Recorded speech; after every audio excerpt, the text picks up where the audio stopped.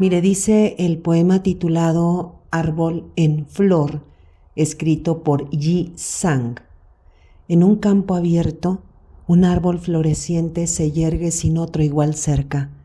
El árbol floreciente florece con un corazón ardiente, como si pensar en otro árbol floreciente le quemara el corazón. El árbol floreciente no puede alcanzar al árbol floreciente en sus pensamientos. Huí desesperadamente por un árbol floreciente. Realmente hice una imitación tan extraña. Este poema, ya dijimos, se titula Árbol en Flor y fue escrito por Yi Sang. ¿Qué vemos entre estas palabras? Pues vemos cómo la naturaleza provee de erotismo al arte, vemos la inmovilidad del árbol resplandeciente y floreciente, vemos cómo el árbol potencia la creación, pues una extraña mímesis, ¿no? Un árbol que es réplica de otro en un bosque, la mise en abîme, la puesta en abismo, ustedes, yo, somos un árbol floreciente, un árbol que piensa, un árbol conectado con otros árboles, un bosque en floración, decíamos, la floración como un corazón ardiente, pasional del árbol, un árbol selkova, extendido como una mano, el árbol floreciente que define su ser floreciendo apasionadamente, floreciendo con un corazón ardiente, un cuerpo humano que imita el corazón floreciente del árbol. Bueno, fíjese cómo la poesía, cuando leemos poesía, nos atrapa el acto creativo de hacer poesía. Bueno, pues digamos que el poeta surcoreano Yi Sang evoca pues algo muy profundo, algo que revive con claridad en deseos no expresados y que esto a su vez impulsa a huir, ¿no? Para vivir salvajemente. Y vemos cómo sus palabras encienden sin duda pues esta imaginación, ¿no? Estas imágenes bellísimas, ¿no? Acerca de un árbol que florece. Bueno, y mire, Yi Sang expresó toda esta visión de la belleza durante uno de los periodos más oscuros de la historia coreana y todo esto mientras agonizaba de tuberculosis. Pero bueno, como dice Aristóteles en su Poética, iniciemos por el principio. A ver, Yi Sang, pintor, arquitecto, poeta, escritor de Corea del Sur. Lo vamos a situar en la época de la década de los 30, cuando sabemos que el territorio coreano pues estaba bajo el dominio de los japoneses. Este poeta escribió y publicó tanto en coreano como en japonés hasta su muerte. Mire, a los 27 años, después de ser encarcelado por la policía japonesa, esto es un absurdo. O sea, lo encarcelan, lo detienen, lo meten en una prisión por delitos de pensamiento. Y bueno, su obra muestra una clara interacción con el modernismo europeo, pues mediante una técnica antirrealista que vemos que va condensando los temas de la ansiedad y del miedo, y vemos en sus obras, sobre todo, importantísima, la alienación del individuo en las garras de la modernidad, pues como si el individuo fuera una mercancía fragmentada, ¿no? Lo fragmentan o se fragmenta, ¿no? en este sistema donde es incapaz de conectar con la realidad cotidiana. Bueno, ahí lo tiene usted a Yi Sang en la portada de este podcast, que está como pintando ahí en un lienzo. Y me parece que esta referencia es importantísima pues para analizar, interpretar, reflexionar, ensanchar, comprender, gozar, básicamente, ¿no? Gozar en última instancia. Ese gozo, ¿no? Que nos produce leer literatura, entenderla. La novela La vegetariana de Han Kang. Tremenda obra, ¿eh? Bueno, mire, Han Kang construye un personaje en gradación, una mujer que va cayendo, que va enterrándose en sí misma, que va callando, que va muriéndose, que busca renacer en algo mucho más trascendental, emerger en la zona de lo cósmico sagrado, en un árbol, en una novela que combina que mezcla y amalgama, que sitúa en su vórtice lo épico, lo lírico, lo trágico, mediante el silencio y la fragilidad de una mujer, pues que, cómo nos duele la manera en la que grita con el cuerpo. Y esa mujer se llama Jeon-hee, una niña violentada por los golpes de su padre, una mujer casada, ignorada por su marido. Miren, una sociedad patriarcal, donde ella no tiene ni nombre ni voz, básicamente, porque ella no habla por sí misma, y no la presenta además el marido. A ver, el marido nos dice, no era ni muy alta ni muy baja, llevaba una melena ni larga ni corta, sus pasos no eran ni rápidos ni lentos, ni enérgicos ni débiles. Fíjense, está como escritura pendular, o sea, no es nada, está en un intersticio la mujer, en un vacío, ¿no? No parecía tener ningún atractivo especial, tampoco parecía tener ningún defecto en particular, sobria y sin ninguna traza de frescura, ingenio o elegancia. Ahora mire, observe cómo esta prosopografía y etopeya que ha construido el marido, pues le sirve para justificar su propia imagen, ¿no? Como la mujer, tiene a la mujer enfrente como si fuera un espejo. Y dice, me hacía sentir, o sea, su mujer, me hacía sentir a mis anchas. No hacía falta que me mostrara culto para atraer su atención y tenía que darme prisa para llegar a tiempo a nuestras citas. Tampoco había razón para que me sintiera menos cuando a solas me comparaba con los modelos que aparecían en los catálogos de moda masculina. Ni mi barriga, que había comenzado a abultar a partir de los 20 y tantos, ni mis delgados brazos y piernas que no ganaban músculo a pesar de los esfuerzos que hacía, ni siquiera mi pequeño pene, que era la causa de un secreto complejo de inferioridad, me preocupaban en lo más mínimo cuando estaba con ella. Así pues, fue natural que eligiera casarme con ella, que tenía el aspecto de ser una mujer más corriente del mundo. Mi mujer se ajustó sin problemas al rol de esposa común y corriente que yo deseaba. Era más bien callada, rara vez me pedía algo y no se quejaba por muy tarde que yo volviera del trabajo, tampoco me insistía en que saliéramos los domingos o festivos que estábamos juntos en casa, mientras yo me pasaba toda la tarde haraganeando frente al televisor con el mando en la mano. Ella solía quedarse en su habitación. Pues esta mujer, que muy apenas existe, empieza a padecer pesadillas. Y mire, el contenido onírico, claramente vemos que son las renuncias que van a dinamitar todo. El vegetarianismo es solamente la metáfora de la renuncia. Esta mujer renuncia a la dominación, renuncia a lo poco que es para lograr, pues, una metáfora radical. Para convertirse en una entidad más pura, más cercana a la eternidad, a la naturaleza, al cosmos. Esta mujer renuncia al tiempo. Mire, renuncia a cocinar, renuncia al sexo, renuncia pues a plancharle la camisa al maridín, renuncia a limpiar. Jeon-hee sueña, y sueña así, y sueña esto. Era un bosque oscuro, no había nadie. Tenía la cara y los brazos arañados por abrirme paso entre los árboles de hojas puntiagudas. Creo que estaba en compañía de otras personas, pero parece que me perdí. Hacía frío. Crucé un arroyo congelado y descubrí un edificio iluminado que parecía un granero. Entré apartando una cortina de arpillera y los vi. Eran cientos de enormes y rojos bultos de carne que colgaban de unos maderos. De algunos de ellos caían gotas de sangre todavía fresca. Me abrí paso apartando los incontables trozos de carne, pero la puerta de salida del fondo no aparecía. La ropa blanca que llevaba puesta se me empapó por completo de sangre. No sé cómo me escapé de ese lugar. Volví sobre mis pasos corriendo y crucé de nuevo el arroyo. De pronto el bosque se aclaró y aparecieron árboles primaverales muy tupidos y verdes.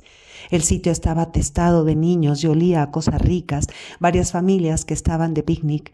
Era un panorama increíblemente luminoso. Corría un manantial rumoroso. A su vera había gente sentada sobre esterillas que comía rollos de arroz envuelto en algas. A un lado asaban carne a la parrilla, se escuchaba tararear canciones y resonaban las risas de alegría. Sin embargo, yo tenía miedo. Todavía llevaba mis ropas manchadas de sangre. Me agaché y escondí detrás de un árbol para que nadie me viera. Tenía también las manos manchadas de sangre y la boca. Había comido los pedazos de carne caídos en el suelo de ese granero. Me había embadurnado las encías y el paladar con la sangre roja de esa blanda carne cruda. Mis ojos, que se reflejaban en los charcos de sangre, centellaban. No pudo ser más vivida la sensación de desgarrar con mis dientes esa carne cruda. Y mi cara, mis ojos, se habían vuelto una desconocida. Pero no había duda de que era yo. No, al revés. Era un rostro visto innumerables veces, pero no era mi cara. No puedo explicarlo. Conocida y desconocida a la vez, fue una sensación vivida y extraña. Terriblemente extraña. Mire, ¿se fija usted cómo la sociedad capitalista todo lo convierte en consumo, todo lo devora, todo lo desangra? Se traga como un pedazo de carne la individualidad, es tan violento el sistema que la singularidad cae en las grietas sociales del pensamiento colectivo, donde la sensatez, mire, donde la sensatez de la singularidad, de la individualidad, es vista como locura, donde la sencillez es un problema y donde el deseo es una amenaza. La propia Han Kang dice que la visión de la novela proviene de este verso. Creo que las personas han de ser plantas. Y este verso es de Jim Sang, por eso empezamos hablando de este poeta surcoreano. Y que este verso fue el resorte que activó la historia de la vegetariana, que según Han Kang dormía la historia silenciosa en su mente. Fíjense cómo alude al sueño esta novelista. Y cuenta Han Kang, lo cuenta así: en la universidad leí el verso de Ji Sang. La verdad es que en 1997, 10 años antes de La vegetariana, había escrito un relato sobre una mujer que se convierte en planta. Ahí encajaron las piezas para crear esta novela.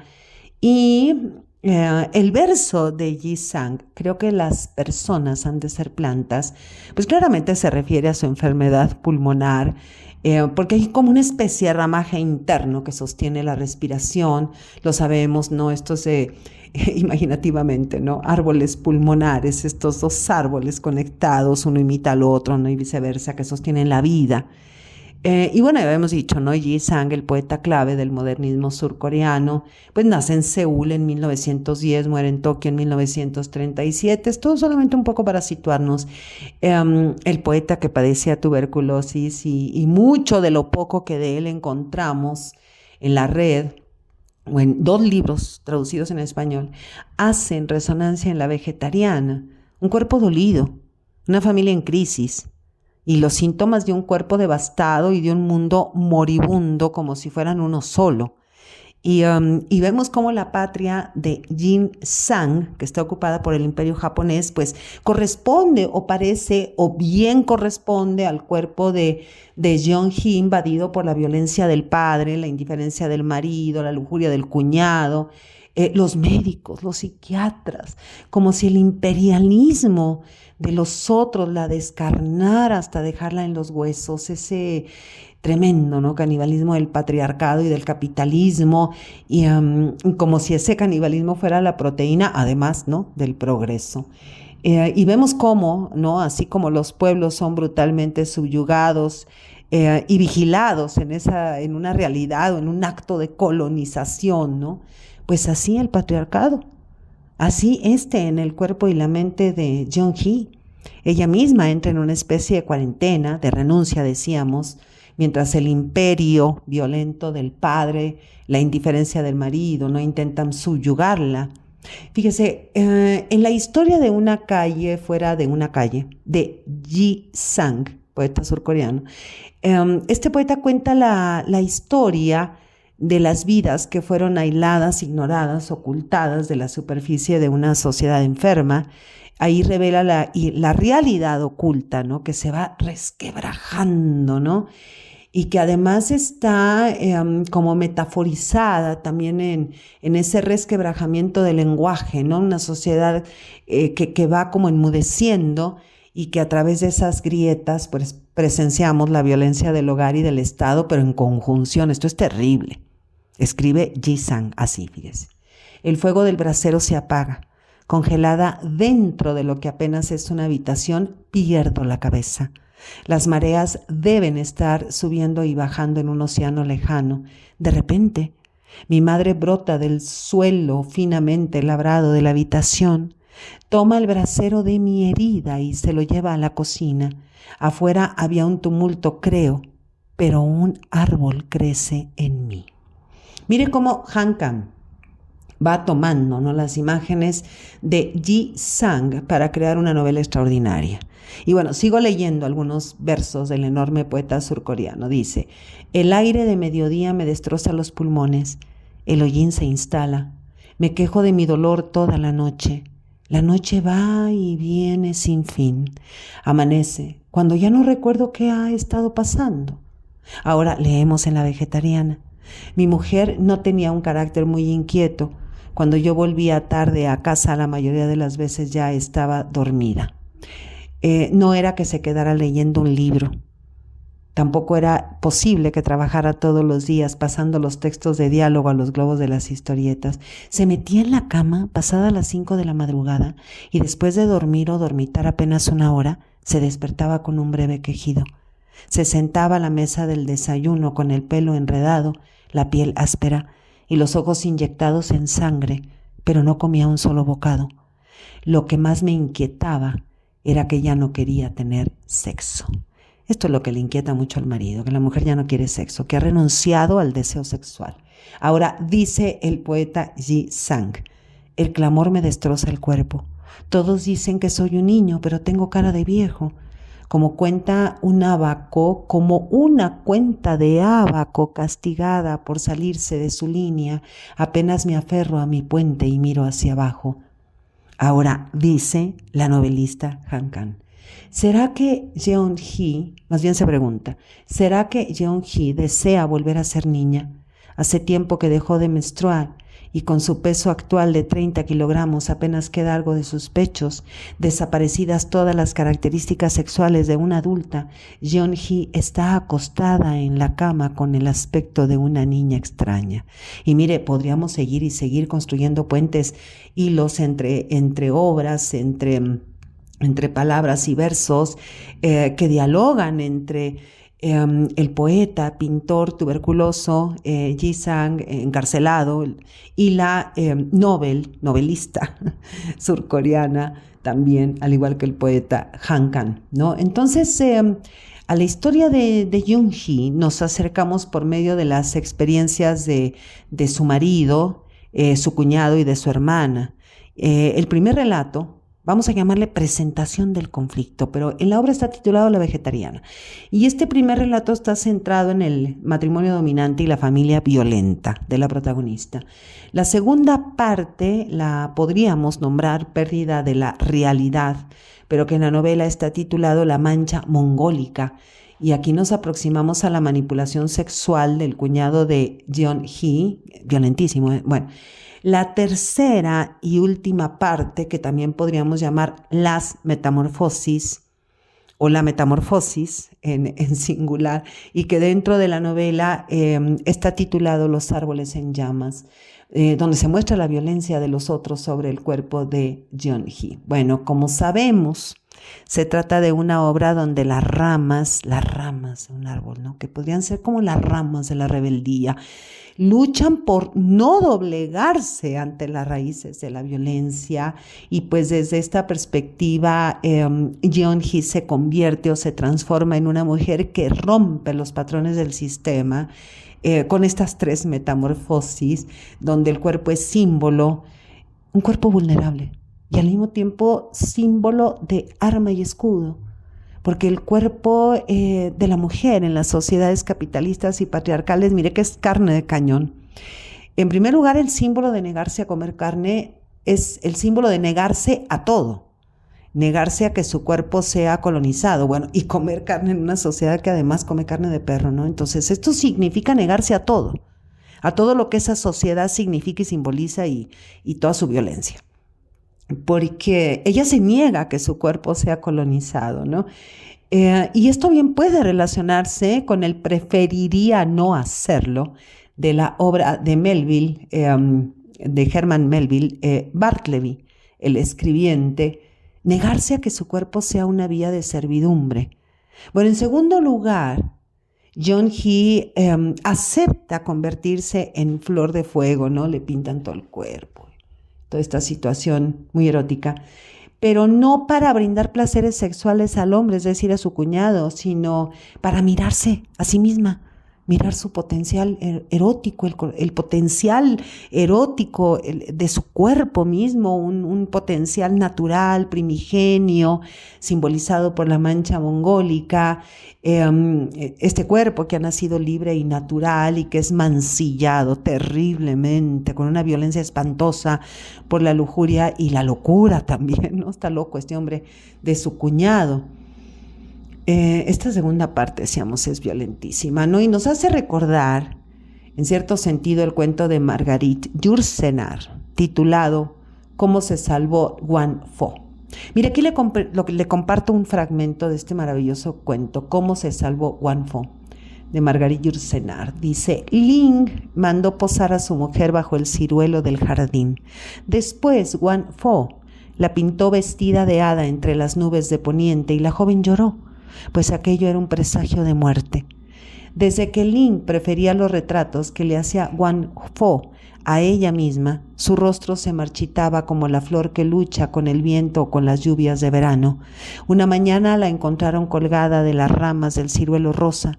Las puntas de la bufanda de seda que la estrangulaba flotaban al viento mezcladas con sus cabellos. Parecía aún más esbelta que de costumbre y tan pura como las beldades que cantan los poetas de tiempos pasados.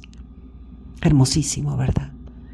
Mire, este relato es el primero del libro de cuentos orientales, ya dijimos, escrito por Marguerite Yourcenar en 1938. Le recomiendo muchísimo la lectura de esta obra bellísima. Bueno, sigamos, a ver. La tercera transformación o mutación, John Hee desea renacer en árbol, poder vivir en el mundo, enterrar sus raíces en el mundo, pero ser libre, como esa especie de ramaje liberado en el viento, ¿no? Mire, escuche estos fragmentos. Me puse cabeza abajo y entonces me empezaron a nacer hojas en el cuerpo y también me salieron raíces en las manos. Las raíces se fueron metiendo bajo la tierra y más y más. Y como estaba a punto de nacerme una flor en el pubis, abrí las piernas, las abrí bien. Y su hermana, Inie o Ini, se pregunta, ¿le habrían brotado ramas infatigables de su cuerpo y raíces blancas de sus manos aferradas al suelo negro? ¿Se habrían extendido sus piernas hacia el cielo y sus manos hacia el núcleo de la tierra? ¿Habría aguantado su cintura tensamente estirada la fuerza que la tironeaba de ambos lados? ¿Le habría brotado una flor en el pubis cuando su cuerpo fuera atravesado por la luz que bajaba del cielo y el agua que había manado de la tierra? ¿Le habrían ocurrido todas estas cosas a su alma cuando ella extendía su cuerpo poniéndose cabeza abajo? Y este renacer nos recuerda tremendamente a ese enorme, tremendo, ¿no? Grandioso poema de Vicente Huidobro, Altazor. El sol nace en mi ojo derecho y se pone en mi ojo izquierdo. En mi infancia había una infancia ardiente como un alcohol. Me sentaba en los caminos de la noche a escuchar la elocuencia de las estrellas y la oratoria del árbol.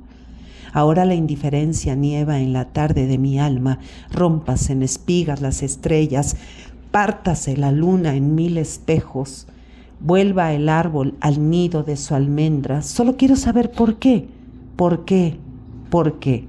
Soy protesta y araño el infinito con mis garras. Silencio. La tierra va a dar a luz un árbol. La muerte se ha dormido en el cuello de un cisne. Y cada pluma tiene un distinto temblor. Ahora que Dios se sienta sobre la tempestad, que pedazos de cielo caen y se enredan en la selva y que el tifón despeina las barbas del pirata. Ahora sacad la muerta al viento, para que el viento abra sus ojos. Silencio. La tierra va a dar a luz un árbol. Esto es bellísimo y desgarrador a la vez. Y en la vegetariana el cuerpo como un andamio de la construcción de la feminidad, regresa a su estado sagrado, cósmico, puro, eterno, sublime. El árbol que da fruto es contrario al animal de la masculinidad, del patriarcado, esa carne masticada, desgarrada por los colmillos, y que la carne es fuerza y que es la fuerza del sistema caníbal, y las mujeres cocinan carne y las mujeres les sirven carne a sus hombres y estos hombres se sienten muy satisfechos sobándose la panza. ¿Se acuerda usted del cuento de Rosario Castellanos, Lección de Cocina? Esa es su versión de la conciencia, ¿no? Un cuento sobre también la transformación de la mujer que deja de ser lo que los demás esperan que sea. Y bueno, en el centro de la vegetariana, la protagonista está en el vacío. Son los tres narradores quienes nos ofrecen perspectivas en contrapunto, perspectivas contradictorias y complementarias entre sí, porque la voz de Jeon-hee solo aparece en los relatos oníricos, así con letra cursiva, ¿no? Con ese soporte simbólico externo, gráfico. Su voz no está con el fin de que el lector, su voz está ausente para que nosotros, para que el lector o la lectora participemos, armemos este rompecabezas de voces, de imágenes y de sueños, ¿no? Y de pesadillas, y construyamos nuestras interpretaciones. Pues estamos hablando de lectores y de lectoras activas, ¿no? Por eso la vegetariana tiene 3 capas de lectura, como si fueran estas tejas, ¿no? Y bueno, entre muchísimas más en estas tejas, vamos a situar 3, pero sabemos que hay muchas más. 3 preguntas, como diríamos, a ver, ¿cómo el sistema patriarcal ejerce la violencia? ¿Cuáles son los límites de la cordura y la locura? ¿Y hasta qué punto podemos comprender al otro, a la otredad, sobre pues quienes somos tan indiferentes, ¿no? Porque esta también es la historia de 2 hermanas. ¿Y cómo nos duele, decíamos, el aullido de dolor de una mujer? Las dos sufren, pero sufren de una manera muy distinta, porque a la hermana la salva la maternidad. Ella hace que la maternidad la salve. Ella convierte su maternidad en una especie de tablita, ¿no? De salvación o de árbol para poder flotar. Pero su hermana no tiene nada, no tiene nada más que su propio cuerpo. Y esa dominación y esa violencia pues está sembrada por el sistema en el padre de Jeon-hee, que es el representante primero de todo el sistema patriarcal y toda esa violencia. Y en un pasaje se cuenta que el padre se jacta, ¿no?, de haber matado a comunistas en la guerra de Vietnam y de comer carne cruda como metáfora de fuerza y poder. Y es el marido que relata y que sabe que en ocasiones el padre utilizaba la violencia contra sus hijas y sobre todo contra su hija primogénita. Jeon-hee refiere, bueno, además en uno de sus sueños, el día en que su padre, ¿no?, delante de ella, tortura a un perro, y después de que el perro la mordiera a ella de pequeña, y que después de matar al perro y ahorcarlo y quemarlo, no, es una cosa espantosa. Hacen una sopa con la carne del perro, esto es asqueroso, y la familia se la come, la carne y el caldo, ¿no? ¡Qué horror!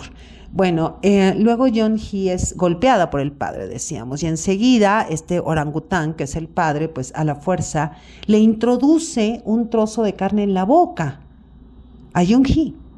Es una violación incestuosa simbólica, tremendo, ¿eh? Dice, es que Jeon-hee jamás le había alzado la voz. O sea, al padre.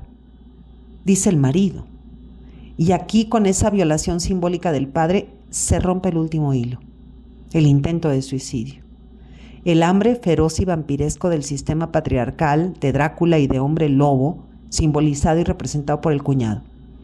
Pero también están los psiquiatras, los médicos que la pinchan, que la someten. Han Kang nos empuja al delirio, se da cuenta, al borde del abismo, donde no hay regreso, donde pues todo lo que queda es la transformación en ave, en mariposa, en árbol, en río. Así como una Dafne, ¿no?, que es perseguida por Apolo y se convierte en árbol, dice Han Kang. Bueno, y ahí vemos también el mito griego, ¿no? Y la escultura de Bernini es tremenda. donde Dafne va huyendo, ¿no? Y se va convirtiendo en árbol, mientras el dios la está violentando, ¿no? Así como, como si fueran garras sus manos sobre sus muslos. Bueno, dice la propia Han Kang, dice, hacer preguntas, eso es para mí escribir.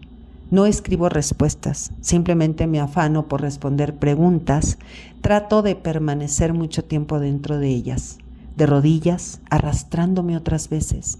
Espero llegar hasta el final, hasta el centro, aunque sea imposible. Dice la escritora, esta novela es también una pregunta imposible. Hay una mujer, un ser humano, que ya no quiere formar parte de la humanidad. Bueno, y diríamos quién. Bueno. Ahora, hay que tomar en cuenta que Han Kang escribe La vegetariana en 2007 y años después, injustamente muchos años después, fue traducida al español. Es decir, no es una novela nueva. Tiene ya su tradición. Y además, en su momento fue una novela sumamente criticada y destrozada por la crítica coreana. Bueno, aquí lo importante es mirar también mediante la novela o a través de la novela, como en ese espejo, microscopio, telescopio, lupa, que son muchísimas las mujeres que en diferentes momentos de la historia pues han utilizado el cuerpo como única herramienta de lucha posible para desafiar al poder establecido. Un cuerpo que utilizamos como protesta ante un sistema patriarcal que mire, flaquea cuando su poder es desafiado, y que arremete con toda la violencia. Bueno, hay muchísimas Jeonghye en el mundo que sufren la violencia masculina por parte de la sociedad, de sus familias, de sus maridos. Y Han Kang, a través de Jeonghye, se convierte en una de esas voces de mujeres que cuestiona el sistema establecido que oprime a mujeres en todo el mundo. La vegetariana es la historia que sigue los pasos de una mujer que renuncia a ser objeto de violencia, que se abisma a la muerte para ser un canto a la vida. Soy Margarita Díaz de León, Literatura en Espiral.